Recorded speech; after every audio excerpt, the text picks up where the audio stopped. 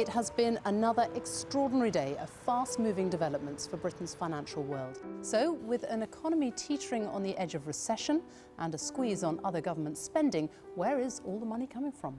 2008. Over-borrowed, over-lent and bailed out, RBS was under pressure from its shocked new owner, the government, to get bad debts off the books and boost its depleted cash. A fair goal, perhaps, but it was accused of using foul means to achieve it, looking for ways to trip up business customers so it could drain them of cash and get their assets on the cheap, with a disregard for the owners who created them. RBS furiously denied it. But now there's evidence. These highly sensitive RBS documents were leaked by a whistleblower, prompting an investigation by BuzzFeed News and BBC Newsnight.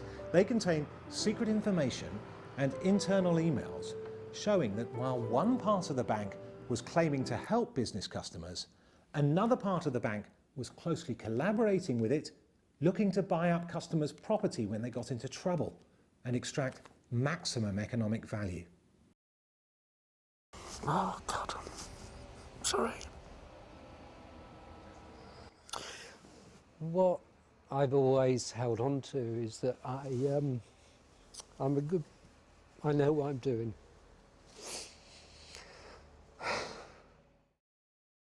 In what one email described as a dash for cash, RBS commercial bank staff could boost their bonuses by scouring their loan books for defaulting customers. Even if they'd never missed a payment, the bank had ways of finding them in default. Imagine your mortgage lender telling you it's revalued your property, the price has dropped and it's now worth too little compared to your loan. Even though you may never have missed a payment, it wants its mortgage money back. Then later you find out that all along it had a property division that wanted to buy your property for a gain. That wouldn't happen with residential mortgages. They're regulated. But it's very much like what happened to many business customers.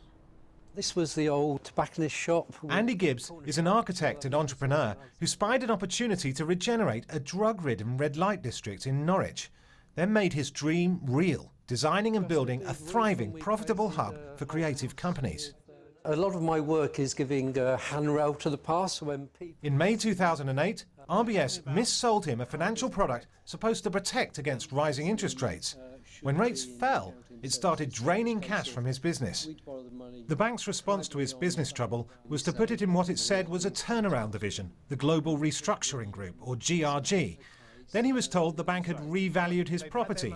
It was now worth too little compared to his loan. Tell us about the fees and the interest rates. At one stage, I found out that they'd cancelled my professional indemnity insurance premium, which I have to have and could have damaged me professionally. Fortunately, I managed to hook that up without any gap of time. They started to cancel energy bills, small energy bills. The smallest one was something like £6.53, or telecoms. It was all the time taking away the control of what I had. It was a very beautiful and energetic business, really. Andy was warned he may have to sell assets or go into insolvency, so he raised more than £500,000 selling the family home. That money was swallowed up by our GRG, and it did not change any course of action whatsoever for a 10-month period. So £500,000 was wasted? 537,000 really, yeah, £550,000 completely wasted, and the family home gone. GRG wrote demanding repayment of its loan. But they'd continue to support his business if he sold a stake in his business to West Register, the bank's own property company. He declined, and within days the bank called in the receivers. He and his staff were thrown out. Andy lost his business, then his health, then his marriage. I'd had a breakdown. At one point, I'd lost 4.5 stone in hospital, and I didn't actually know when I was going to get out of hospital. What, for you, was the GRG treatment? Sorry, Oh, God. Sorry. what I've always held on to is that I know what I'm doing.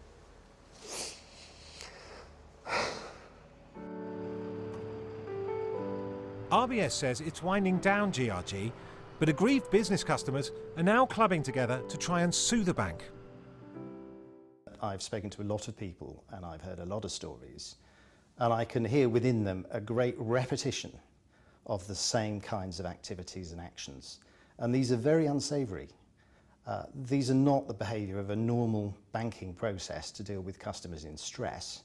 These appear to be the activities of an organisation trying to acquire the assets of people who otherwise seem to have a perfectly solid business.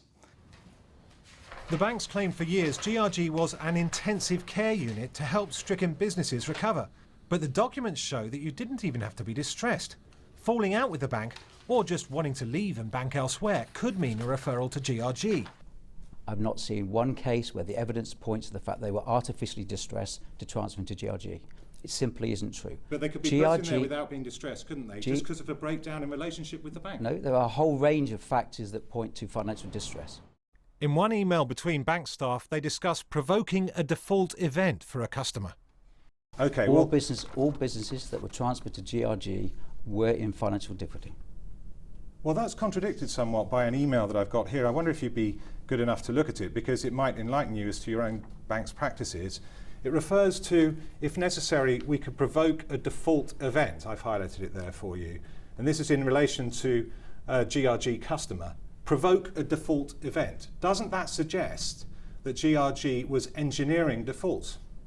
No, look, I've spent 2.5 years looking at all the cases in terms of GRG. You don't seem to want to look at this. And I know what your document says. You've seen the email talking about provoking a default. But I'm really clear. Doesn't that bother you?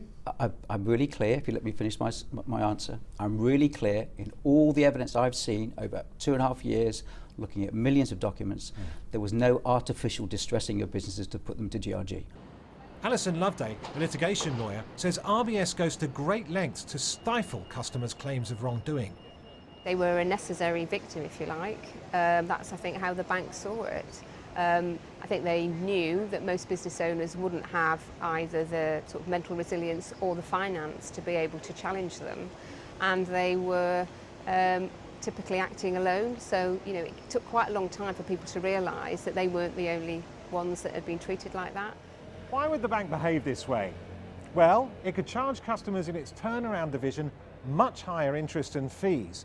Much of the debt could be written off with the taxpayer supporting the bank. And crucially, capital held against the risk that the loan went bad could be released because it already had gone bad. And then there was what the bank called its upside. If it could take a stake in the business or some of its property, then when the market bounced back, there should be big gains. The Financial Conduct Authority ordered a report by 2 firms of consultants checking out the allegations of mistreatment. Nearly 3 years later, it's completed and with the FCA. But the regulator won't say when it will be published.